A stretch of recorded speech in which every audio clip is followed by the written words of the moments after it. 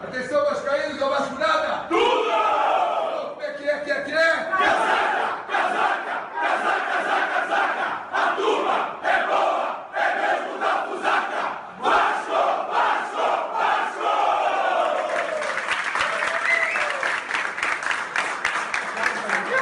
Olá, você vascaíno, você vascaína, seja mais uma vez muito bem-vindo aqui ao canal do Vascão Eterno. Pessoal, se inscreva no nosso canal, deixe seu like, ative o sininho, compartilhe nosso vídeo aí nas suas redes sociais e também deixe sua opinião sobre essa ideia aqui. Vamos lá, pessoal. Isso aqui não é um pós-jogo de Fortaleza 0 Vasco 0. Eu acho que o que eu tinha para falar, eu falei no Twitter naquele dia, né? Inclusive teve canal aí, eu não sei se catou o que eu falei, mas falou exatamente a mesma coisa, mas assim, todo mundo viu, o futebol foi ruim, o futebol apresentado pelo Vasco não foi lá grande coisa, mas o resultado foi até bom. O problema é o que o Vasco vai fazer com esse resultado, já que o jogo da volta é em casa, em São Januário. Pois bem, pessoal, eu sou da seguinte opinião, o Vasco não tem time e, veja bem, eu não acho isso de agora não, eu acho isso desde o ano passado. O Vasco não tem time para atacar a maioria das equipes do Campeonato Brasileiro. O Vasco tem um time muito limitado tecnicamente, um time que sofre muito para criar, tem uma dificuldade enorme para criar e que não tem velocidade de recomposição. Isso não é de agora, isso já vem do ano passado. Então, para mim, a minha opinião, inclusive as melhores partidas que o Vasco fez, foi justamente dessa forma, de mais fechado e saindo rápido em contra-ataque. Não foi exatamente o que conseguiu fazer contra o Fortaleza, né? Então, assim, o Fortaleza, principalmente nos 15 últimos minutos do primeiro tempo, em uma parte relativamente importante do segundo tempo, o Fortaleza sobrou em campo. Tanto que o nosso goleiro Léo Jardim, mais uma vez, carimbou uma convocação para a seleção brasileira. Ele foi responsável direto, ele fez pelo menos ali umas 5 ou 6 defesas importantes durante o jogo que garantiram esse 0-0. Além da trave, as várias bolas que passaram muito próximo à trave do Vasco, né? Enquanto o Vasco praticamente não incomodou o goleiro do Fortaleza. Então, assim, o Vasco precisa acertar um pouco mais essa marcação e precisa dar um jeito, criar uma forma de sair rápido para esse contra-ataque.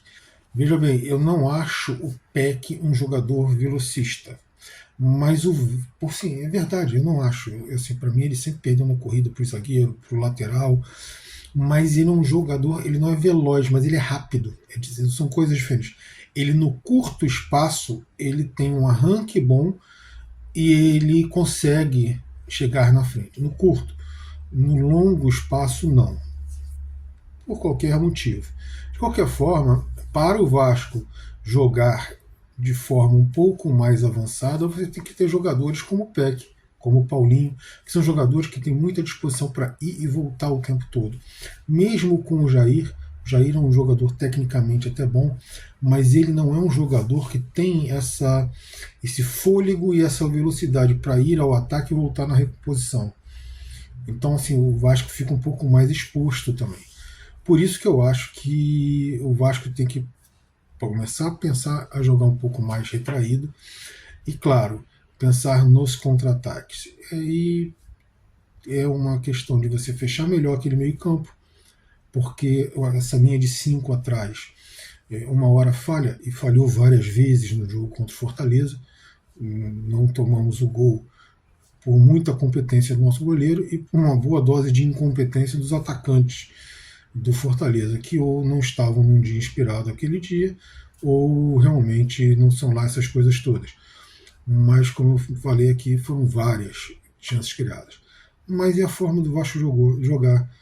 É só a gente ver o que acontece toda vez que o Vasco parte para cima do adversário, toda vez que ele vai propor o jogo. A defesa fica muito exposta, seja ela com João Vitor e Léo, seja ela com quem for, porque o nosso meio de campo é um meio de campo muito fraco, tanto de termos de velocidade, em termos de técnica e em termos de recomposição. Então você tem uma defesa sempre muito exposta, e aí não é uma questão de velocidade dos zagueiros. Você tem um time menos compactado, uma defesa que fica mais exposta, e os Criciúmas da vida metem gol no Vasco da Gama, que aconteceu, por exemplo, também com o Nova Iguaçu. Então, assim, não tem outro jeito. Com essa equipe, com esse elenco, nós temos que jogar dessa forma. Tem que se arrumar a alternativa para o contra-ataque. E isso não é vergonha nenhuma. Eu já vi o Vasco ser campeão jogando fechado em contra-ataque. E o nosso ataque era simplesmente Mauricinho, Roberto e Romário. Né?